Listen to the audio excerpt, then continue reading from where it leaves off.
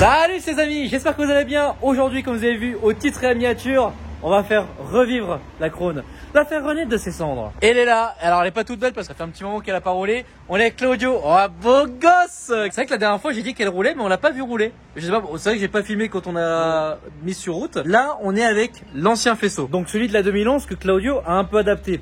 Et si vous avez vu l'ancien vlog, bah, vous avez vite compris que la voiture, elle roule, mais c'est pas adapté. Vous allez comprendre tout de suite, juste au démarrage, les problèmes qui se posent. Donc là, voilà un peu le millémélo. Évidemment, c'est pas gainé parce que forcément, on voulait tester avant de regainer. Et évidemment, il a bien fait parce que bah, sinon, il aurait travaillé pour rien. Je tenais quand même déjà à te remercier parce que tu as quand même beaucoup taffé sur le faisceau.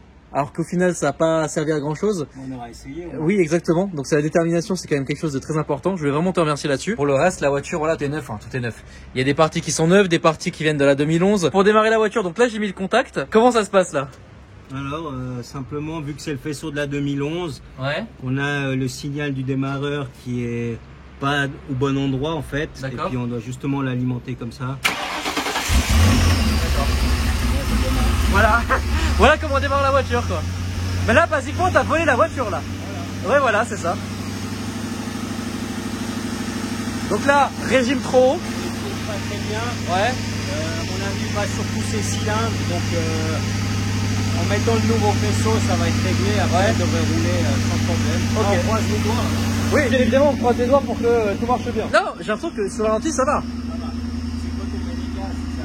Ouais, parce que là bah, on va la déplacer rapidement, on va la déplacer sur la route et vous allez comprendre rapidement qu'en fait quand on commence à rouler c'est là que les problèmes commencent à arriver quoi. Donc voilà, là faut se dire qu'elle a le faisceau de la 2011 adapté, elle démarre, c'est quand même déjà ouf. Bon par contre, vous n'avez pas l'odeur, moi j'aime bien cette odeur, mais là elle tourne beaucoup trop riche, donc là il y a beaucoup trop d'essence pour trop peu d'air, donc là elle tourne riche, en plus c'est pas à l'éthanol, hein.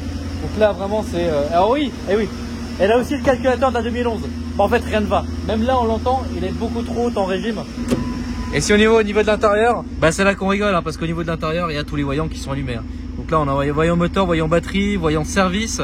Et bon ça c'est par contre ça c'est normal. Évidemment tout ce qui est gyro rien fonctionne parce qu'évidemment plus rien n'est alimenté. Voilà, c'est un des câbles qui est c'est un des câbles qui est aussi fondu. Donc ça ne marche plus. Ah les plaques huche, c'est beau ça. Alors ce qui est bien c'est qu'en Suisse on peut montrer les plaques sans vraiment de problème. Alors à un truc près, apparemment c'est vrai qu'on peut avoir les coordonnées des personnes si on a les numéros de plaques.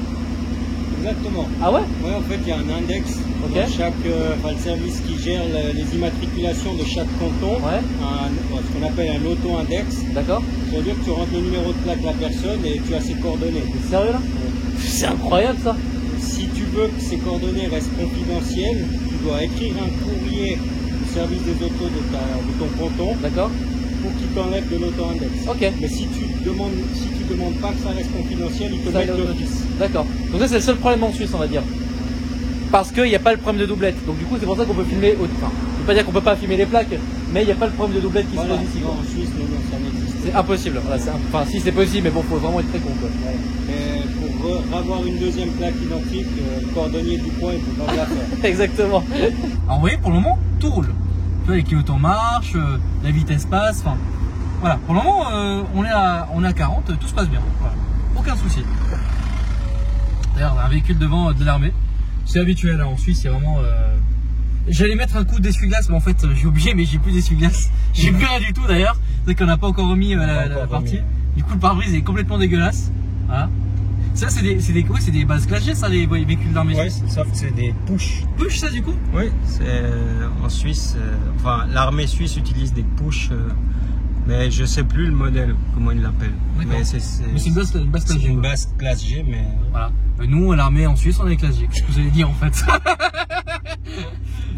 Bon à l'intérieur je pense pas que c'est Classe G mais bon. Donc là on va commencer à rouler un peu mieux. Donc là voilà j'accélère. Déjà là, normalement ma vitesse devrait passer, hein. Elle passe pas. Et donc là, on commence à accélérer, voilà. Et là, j'atteins une sorte de rupteur.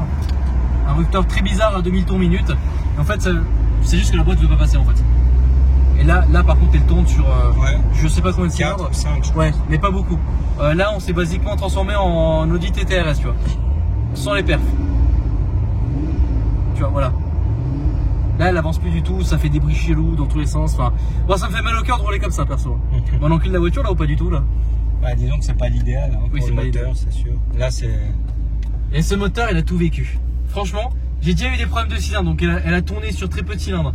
J'ai pété la boîte, j'ai roulé en deuxième, j'ai fait Paris Tours. Elle a tourné trop riche, enfin bref, elle a vraiment quasiment tout eu quoi. Elle a pris feu. Elle a pris feu du coup. Là, elle va renaître de ses cendres, j'espère d'ici quelques heures. On va voir, on va réparer tout ça en time-lapse et à la caméra. Bon, attends, je vais forcer la deuxième parce que là, c'est plus possible en fait. Voilà, là c'est mieux. En fait, elle a même du mal à passer de la première à la deuxième. Enfin bref, c'est le faisceau qui est pas compatible simplement. Électroniquement parlant et le boîtier aussi, il comprend pas, c'est pas le bon en fait. Rien ne va en fait. Mais pourtant, ce qui est ouf, c'est qu'elle roule quoi. C'est ça qui est incroyable. Et la vitesse fonctionne, au compteur, enfin tout fonctionne. Ouais, tout fonctionne, le compteur fonctionne, même si ça, c'est basiquement Noël quoi, mais ça fonctionne. Hein. Les clignotants fonctionnent aussi, enfin tout ça, tout le reste fonctionne bien. Donc ça c'est quand même plutôt cool. Voilà, bon, maintenant on a fait notre petit tour mon gars. En fait j'aurais dû faire ça sur la vidéo précédente.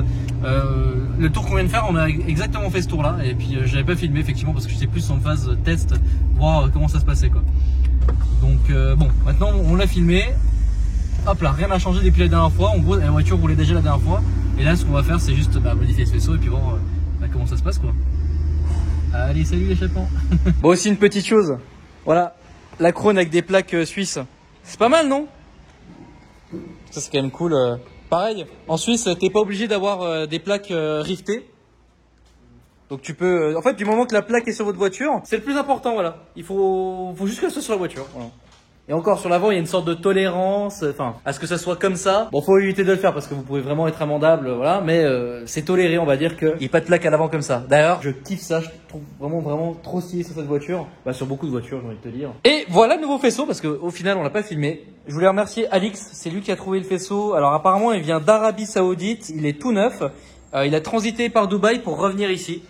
Donc voilà, il est tout neuf, regardez ça. Donc je suis hyper content. Moi qui voulais un jour refaire, vous voyez, toutes les gaines parce que ça faisait dégueulasse, hein, vous voyez, c'était alors même avant que ça crame, hein, pour vous dire, c'était un peu comme ça. Donc c'était pas non plus, voilà, c'est un peu dégueulasse. Là, on a des connecteurs tout neufs. Donc les connecteurs tout neufs, les gaines sont neuves, c'est vraiment cool, voilà.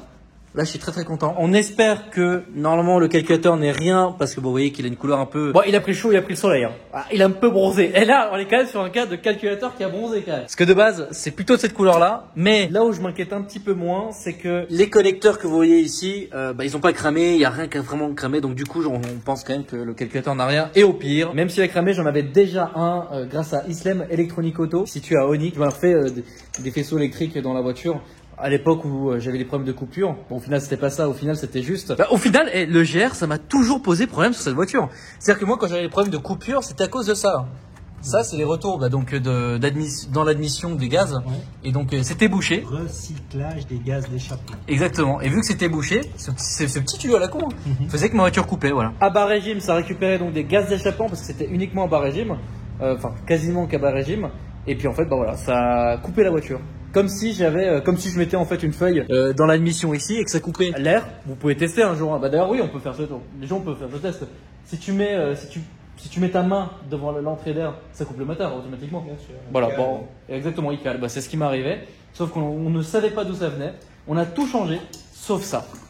Et un jour avec Carzup, donc Samuel de chez Carzup à Orléans, on s'est pris de passion pour nettoyer le moteur un après-midi, puis en fait en mettant un coup de nettoyant frein dans ces tuyaux là, et ben en fait ça a giclé une quantité de merde incroyable. Et là on s'est regardé, on a fait non, et voilà. Bon, on passe en GoPro comme vous aimez en timelapse pour démonter tout le faisceau et vous allez voir, bon, on va remonter en fait tout le faisceau aussi pareil en timelapse.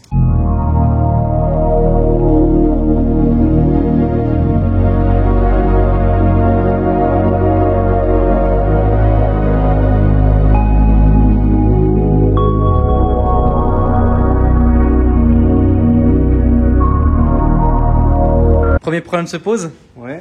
Oula, qu'est-ce que c'est que ça là? Encore un peu d'adaptation qu'il faut faire. Qu'est-ce que tu viens de nous sortir, mon Claudio? Ça, c'est la fraise du dentiste. Ah, t'es dentiste là aussi à mi-temps, c'est ça? Quelle horreur.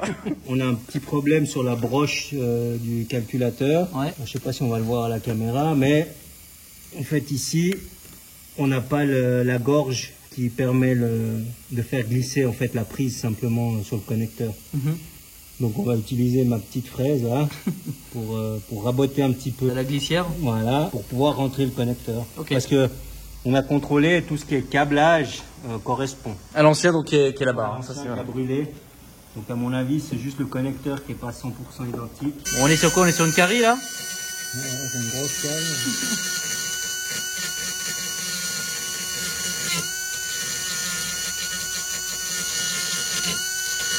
Alors je vois déjà les commentaires, hein, oui, c'est pas très, ben voilà, on fait avec ce qu'on a. Hein. Bien sûr, bien sûr. C'est de l'adaptation, donc c'est vrai que c'est pas très académique. Ah non, là c'est pas d'académique. Enfin oui, c'est l'académie par contre, mais c'est pas académique par contre.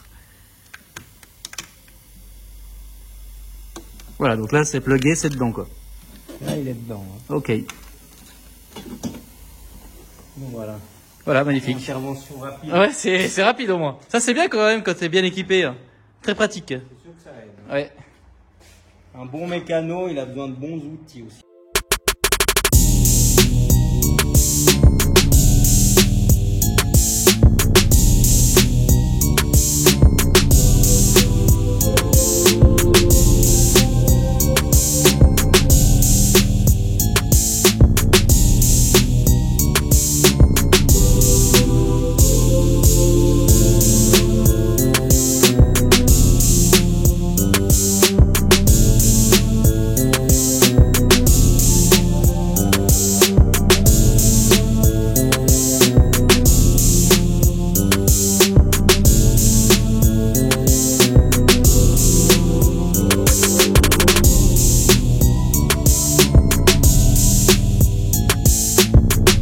Là t'es plutôt content là?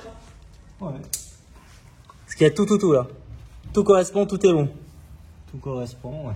Ah, le gars depuis tout à l'heure il est assez content et ce qui est cool c'est que tout rentre plug direct. En fait, quand c'est neuf c'est vraiment génial parce que là on galère, vous savez quand le faisceau il a un peu il a un peu pris de chaleur, enfin ça t'as du mal à le décrocher, à le mettre. Là ça rentre, et c'est génial. Vraiment. Et c'est que du bonheur là. Que du bonheur. Bon, j'aime bien aller sur la voiture. On vient de finir donc toute la partie faisceau. On vient de finir la boîte là. C'est assez amusant. Ce qui est bien, c'est que la mécanique ça rapproche. Bon, on va essayer de démarrer la voiture pour la première fois avec le nouveau faisceau, voir ce que ça donne.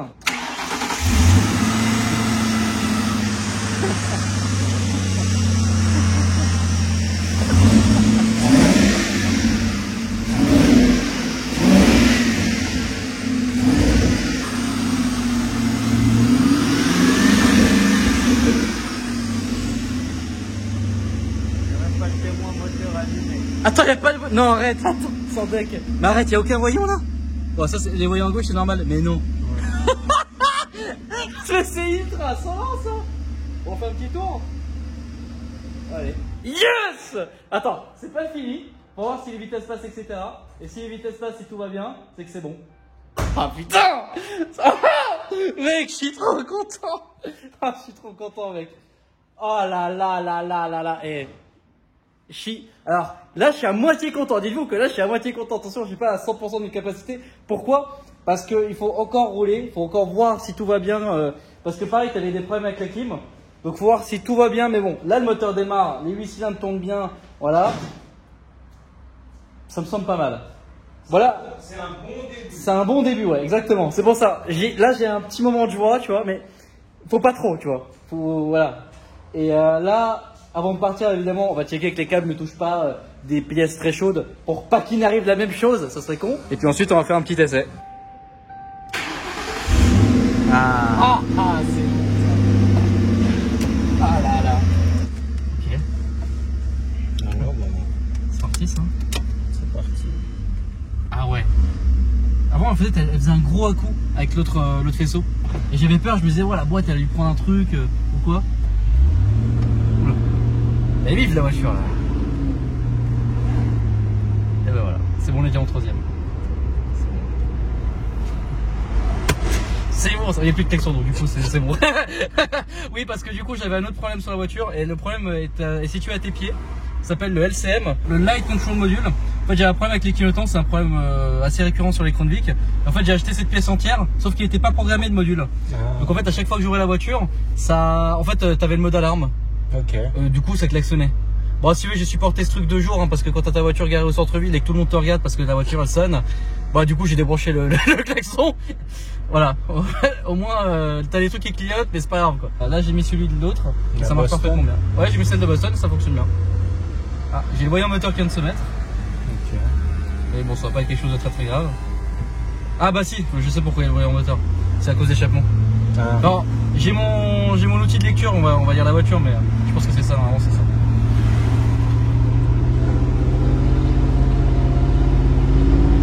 Donc là, elle réagit comme avant l'incendie. Ouais, elle réagit, ouais, exactement. Là, regarde, elle vient de passer à vitesse. Là.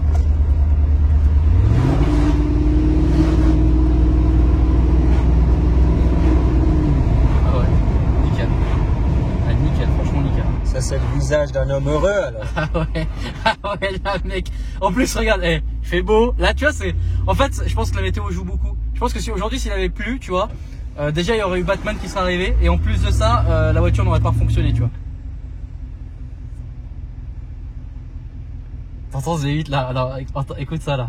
T'entends ce comme ça là. C'est pas jouissif genre. Ça m'avait manqué.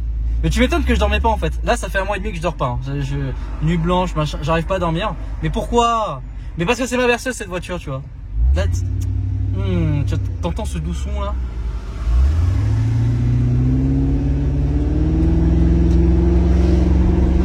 Oh là là. Elle roule bien. On sent tout de suite la différence avec notre faisceau. T'as vu, c'est fou hein. Bon, du coup le moteur est encore démarré. Claudio a contrôlé les températures donc avec un laser. Donc niveau température on est bon. Là je vais checker donc avec l'outil. Donc on a avec ForceScan et le BCM2. Donc là ForceScan c'est gratuit et c'est rapide. Parce que j'ai le gros outil, j'ai l'IDS que j'ai chopé à Dubaï. Donc Ford Crown Victoria. Parce que vous avez Mercury Grand Marquis aussi. Vous voyez, vous avez toutes les infos. Enfin les gars, je tremble en fait. Ça se voit pas mais je tremble de ouf. Je suis trop content vraiment. Donc là on a les défauts qui se mettent. Et moi ce qui va m'intéresser c'est celui-là. Et le VAPS là. Parce que les premiers... Ah non, celui-là aussi. Bon de toute façon on va le voir hein, tout de suite. Donc là, oui. Bon déjà on a beaucoup moins de problèmes qu'avant. Et alors on a anomalie de fonctionnement. Alors, anomalie de fonctionnement du circuit de l'élément chauffant. Le P1000, ça c'est normal. Dysfonctionnement est confirmé. Anomalie de fonctionnement du circuit de l'élément chauffant. Mais c'est quoi ça? Résistance du chauffage. Ah d'accord, ok. Signal de commutateur. Ouais mais en fait ça je pense que c'est les anciennes infos. C'est quoi? On va donc effacer tout ça. Effacement de TC. Bon. Ok, donc là off. Donc merci de faire le circuit de la clé contact de la position off à la position on. Voilà, on. Hop. Ok. Donc là, qu'est-ce qu'on a comme code? Anomalie de fonctionnement du circuit de l'élément chauffant. Ok. Tac. Donc l'élément chauffant. Ok. ABS, ok. Bon donc du coup j'ai 4 codes d'erreur. 2 ABS, donc ça c'est normal parce que je dois avoir un capteur ABS qui est mort quelque part, il faut que je le change. Donc rien de grave, on va récupérer celui de la Boston. Et l'élément chauffant, donc c'est ça. Il s'agit de ça ici là. Donc ouais, ça hop. Ah bah oui. Bah oui, tu m'étonnes. En effet, tu m'étonnes qu'elle ait cramé la carte. Ouais, donc c'est bon. Donc ça c'est confirmé. Hop, et puis écoutez, après, il n'y a rien d'autre. Hein. Donc c'est bon. Ouais, non, mais ça c'est normal. Ça j'avais déjà remplacé d'ailleurs. C'était l'une des... Alors évidemment, je viens en Suisse. C'était en début 2020. Et puis en fait, là, j'avais 2 positions de... J'avais une position de chauffage. C'était max en fait. Je pouvais que mettre au max. Donc je te laisse imaginer quand tu discutes, c'est sympathique hein, dans la voiture.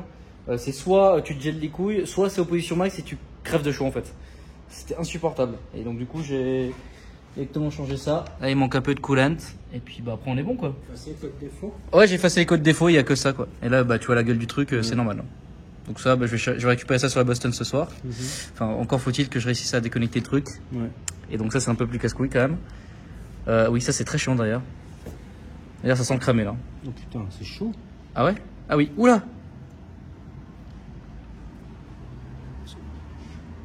Oula mais elle est en train de cramer la pièce là. Ça commence à prendre feu mec. Ouh. Tu vois pas, il y a de la fumée là. Tu sens pas? C'est pas normal que ça soit aussi chaud. Ah ouais? Vas-y, comment ça marche le truc? Fasmo. Alors du coup, vas-y. Oh putain. Ah oui, quand même. Oh, tu vas te cramer la gueule. Incroyable. 150 degrés. Oui, il y a comme un petit souci là quand même. Hein. Ouais, mais à mon avis, c'est le connecteur. Bah, c'est le câblage, à mon avis, qui a fondu. Ah oui, et qui doit faire un court-circuit. Ah bah oui. Donc. Ça a cramé, hein. Oui, bah ça a cramé dur, oui. On vient d'éviter un deuxième feu, c'est ça? Ouais. Oui, bah mine de rien, oui, c'est con, mais on vient d'éviter un deuxième feu, quoi. Bon, bah ça, c'est un faisceau d'origine de la voiture. Et ouais. Donc bon, bah ça va falloir. Ça, c'est bon. Il faut juste t'as effacé les codes défauts? Ouais, c'est bon. Et donc là, il y avait que ça qui ressortait. Ok. Alors, faut la redémarrer. Je veux contrôler que ce ventilo se mette en route.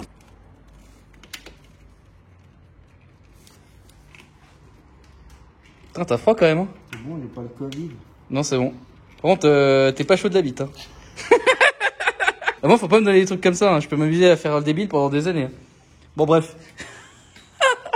Bon, là, dernier check. Tu vérifies que le ventilo marche bien.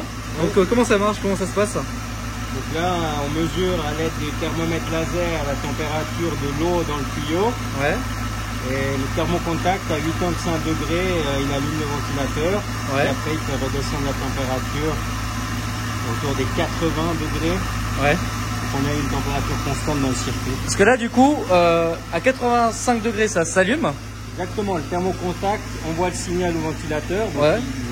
Le ventilateur, ah bah là, ça l'a allumé là. Voilà, le ventilateur. C'est super efficace quand même, ça le fait descendre à 67. Bien sûr. C'est hyper efficace. Bon, là, je bouge, hein, mais là, on est température de fonctionnement autour des 80, tu vois, 76, 78 degrés. D'accord. À 78. Bon gosse. Pour les Français. Enfin voilà. Là, maintenant, je suis rassuré, le ventilateur se met en route. Ouais. Et tu peux rouler en toute tranquillité. Autre petite chose du coup, en attendant d'aller, je vais aller chercher ça ce soir sur la Boston. C'est ça. Et donc là c'est le contrôle en fait de la ventilation. Exactement. Il y a eu un court-circuit. Là ouais, la résistance. Ouais. Mon avis qu'il y a eu un coup de chaud durant l'incendie. Bah la prise elle est là, hein, ouais. Oui. Donc forcément là il y a un problème. Donc voilà. Pour éviter un nouveau court-circuit et puis des problèmes, donc on a coupé, on prendra sur la Boston une partie du faisceau et la résistance. Ouais. Et on fera là une soudure propre. Et là j'ai mis ça en attendant pour éviter tout risque de court-circuit. Donc ouais. Bah t'as tout, voilà, tout c'est ficelé, ça peut pas bouger quoi. Bon ça y est, dernière étape, on remet les plaques de la voiture forcément. Et là j'ai quand même donné un petit coup à la caisse quand même, ce qui est vraiment dégueulasse de ouf. Donc c'est bon, les essuie-glaces remarchent, tout a été remis, propre en ordre. Regardez ça, on a même un magnifique coucher de soleil, regardez cette couleur là. C'est sublimissime. Et voilà, tout est nickel.